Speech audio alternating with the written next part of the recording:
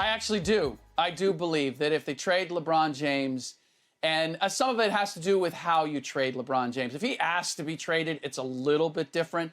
But the fact of the matter is, when you take a face of the league, yes, I'm going to go back to that.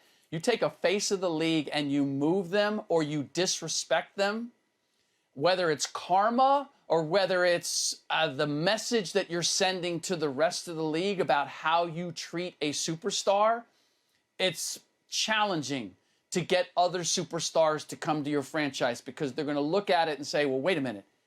If they could trade LeBron James, if they could kick LeBron James to the curb, then what are the chances that they wouldn't treat me the same way?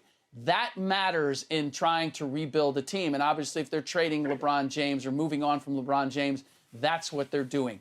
Look at what happened with the Chicago Bulls when they sent Michael Jordan on his way, or the Washington Wizards when they sent Michael Jordan on his way. It left a stain on those franchises that they had to overcome, and it took years to do it. I don't know about never, because of the brand of the Lakers and their ability to continually attract superstars eventually, because of where they are, because of the brand, because of Hollywood.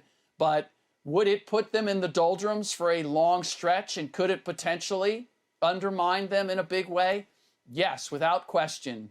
Moving on from LeBron James. I get the logistics of it, that you're probably going to have to die on the vine with LeBron being there, and you may not win another championship. I wouldn't expect that you're going to win another championship with LeBron James. It's going to be very difficult to do. But there's a worse penalty, which is you disrespect that superstar and the message that it sends to the rest of the league when you're trying to recruit the next one. Well, for me, I don't subscribe to the notion of they will never, ever win a championship again, just because of what you said in the middle of that take.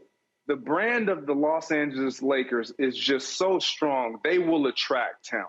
Now, I do believe, to your point, how the trade, if it were to happen, happens, that matters. If you try to dismiss LeBron versus him asking out, completely, totally different situation. I think you still can draw free agents to your market relatively quick. However, you would have to try to draft the replacement like you pretty much did with Kobe in Magic and those type of players. So for me, it would take them a long time, but I think they would be able to rebound simply because the brand is so strong. There's so much appeal to a player when it comes to Los Angeles, let alone the Los Angeles Lakers. However, what also comes with that is a great sense of responsibility and pressure to win. And I think in today's league, I don't know if or there's many stars that are running to that situation because of the amount of pressure that they will have to endure, because Kobe did it, because obviously Magic did it, because LeBron went there and he won. You remember when LeBron first got there, the pressure was on LeBron. Can he bring a championship to Los Angeles? Because he was going to forever be compared to Kobe Bryant. He's never going to surmount or surpass Kobe Bryant, but you can at least be talked about in conversations if you win a championship. So for me, I don't think that it's I don't think I would take the idea of they will never win again, because it is the Los Angeles Lakers and they will be able to attract talent. But if you handle this the wrong way, it'll be a long time coming. Yeah, sure. it's weird, Greg. I think Shaq read a piece in the LA Times. One of the columnists out here was basically saying you should trade LeBron. And yeah, it's getting a little silly. There's a great Warren Buffett quote: "Be greedy when others are fearful, and fearful when others are greedy." Essentially, everybody right now is selling LeBron and the Lakers. Every single person is telling me the Lakers stink. They're a bad basketball team. They're getting bounced in the playoffs, in the play-in game. Trade LeBron, trade Anthony Davis.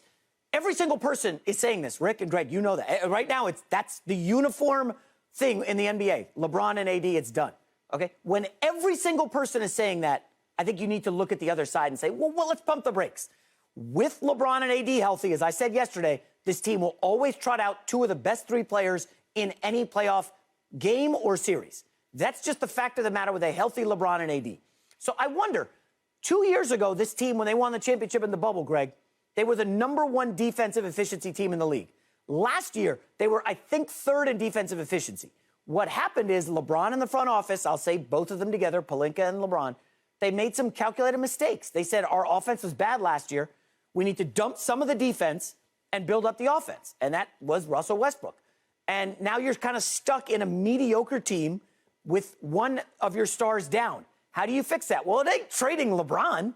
First of all, you don't have any draft picks. Like, Rick, we love to break things down, and, like, they don't have any picks because of the Anthony Davis trade. Like, you can't trade LeBron. You're not going to get a haul like the Pelicans got for Anthony Davis. You're just not going to get 3 first-round picks for LeBron, not at 37. So there's just no reality where the Lakers trade LeBron. I'm sorry to break it to people. That's not happening. Unequivocally, there is zero chance the Lakers trade LeBron James. Now, Anthony Davis is kind of interesting, but again, I don't see that happening. You got to just build around in the offseason and fix it. This idea of trading LeBron, Rick, I mean, I think it started with the LA Times, but it's gotten a little overblown at this point, right? Yeah, you were heading in the right direction once again, J-Mac, and then you took a hard left turn. This idea that you can continue to build championship caliber teams around Anthony Davis and LeBron James is just completely faulty. It's not. Look, they won in the bubble. Anthony Davis, what did you call him? A top 5 player? Top 10. LeBron James, a top 5. Anthony Davis, a top 5 player right now. Top 10. Anthony Davis, top 10. Come on. No. I might Greg, give talk some sense into him. When available, I mean, availability is part of it. And well, that's what he's talking about. When he's healthy. He's healthy, obviously, Rick. Come on. I might give you top 20. I might give you top 25. I'm not going to give you Anthony Davis top is not a 10 top 25 player at this point. Can Anthony Davis lead a team to the playoffs by himself? He did that in New Orleans multiple years. No, he did not. No, let's be clear. He did it a couple times. I think maybe twice in 7 years. I said that. And he wasn't the leader. Let's be clear on that. Who was? And he only won 1 playoff series there. He is a phenomenal talent. He is not a leader.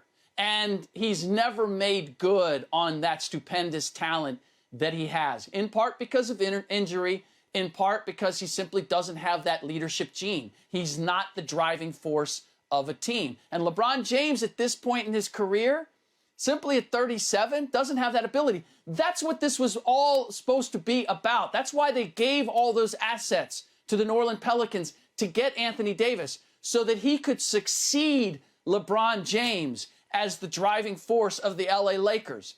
They go to the bubble and they win a championship, and they come back, and what does Anthony Davis do? He comes back out of shape, and then he gets injured, and then he's playing at half speed. Like, Anthony Davis was given the reins and refused to take them. So this idea that now suddenly he's going to pick them up, why is he going? I believe we've already seen this movie. We already know how this plays out. The challenge for the Lakers, and this is the problem that they're in, is Greg said, they need to draft that next star. And you mentioned Kobe and Magic, and the truth is, you can't name too many others, because the Lakers and the LA market is so demanding that you have to come in and you have to be a star right away. Right away. Or you're getting sent to New Orleans, or you're getting sent someplace else. There's no development there. There's no patience. So you have to go and you have to attract that superstar. You have to bring them in. Outside of Kobe, how did they add superstar pieces? I mean, look, they went and got Dwight Howard. They went and got Steve Nash. They went and got Pau Gasol. They went and got Shaquille O'Neal. I mean, that's how they've done it for the most part. So if you want to do that again, you can't take your current star, your current superstar, no matter where he may be in his career, and just kick him to the curb. I know that's what Lakers fans, I get the sense Lakers fans are ready to do that because they're so frustrated, and because LeBron James really hasn't embraced what it means to be a Lakers franchise star, which is you deliver every night. You don't make business decisions. You don't say, hey, you know what? Doesn't look like we're going to play for a championship this year. I'm gonna coast against the New Orleans Pelicans. You need to deliver, and you certainly don't start yelling at people in the front row at crypto.com. That you do not do. That's where LeBron James doesn't understand what it means to be a Lakers legend, and that's why Lakers fans are upset. But that still, as the franchise, you can't make an emotional decision and decide because our fan base feels a certain way about this star that we're going to kick him to the curb. Greg, okay, that's going to Rick, I've had enough. Stop. Pay a price down Greg, the line. This guy's okay. So LeBron gets to the Lakers. He realizes Lonzo, Brandon Ingram, they don't have it. Okay, they're not ready. He demands that they trade for Anthony Davis. They can't do it in season. They do it in the offseason. Greg Jennings, tell me what happened after LeBron got Anthony Davis. What happened the following year? LeBron doesn't know what it means to be a Laker. He gets a star there. As you just said, all the stars get traded to the Lakers. They got Anthony Davis. Greg Jennings, what happened? I'm having a brain fog here. Tell me what happened. They win a championship. Really? So LeBron does know what it means to be a Laker. He gets a superstar there with him, and they win a championship. Rick, stop with the LeBron slander. Listen, I know you're going after him hard. That's 2 days in a row, and you're way off the mark. LeBron brought a championship to the Lakers. He brought another superstar there. This is a Lakers franchise that had bottomed out when Kobe Bryant demanded all the money. They had 5 straight years of 25 wins and garbage draft picks that didn't do anything. LeBron comes here, brings another star, and they win. Like, what are you doing? You're way off the mark here, J-Mac, LeBron brought them a championship by being the one free agent who came after 5 years. They couldn't get an interview with Carmelo Anthony and all these guys. Stop, Rick. Come on. This is wrong. You're talking about what it is to be a star for any team in the league. You're not talking about what it is to be a Lakers legend. It's a different category.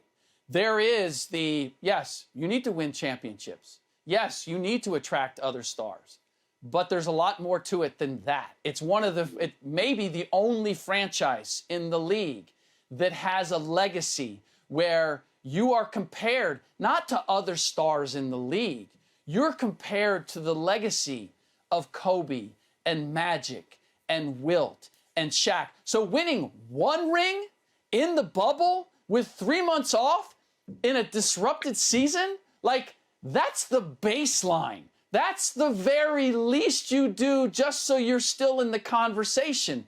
But the bar set by Lakers legends is a lot higher than that. It's not one ring. It's multiple rings. And if you don't get that, then you're not in the same circle, especially if you're LeBron James and you say, yeah, you know, when I won that ring in Cleveland, that's when I realized that I was the greatest of all time. That does not play in Lakerville. You don't get to decide whether you're a legend. You don't get to decide whether you're the greatest of all time. The Lakers fans will tell you whether you have made the grade or not. J-Mac, I know you want to give him that. It's not your place to give him that because quite clearly you're not a Lakers fan. Thank you for watching. You can subscribe here to get the latest from the show, and be sure to check out more of the best clips from Undisputed, or go watch a few other segments from our other shows on FS1.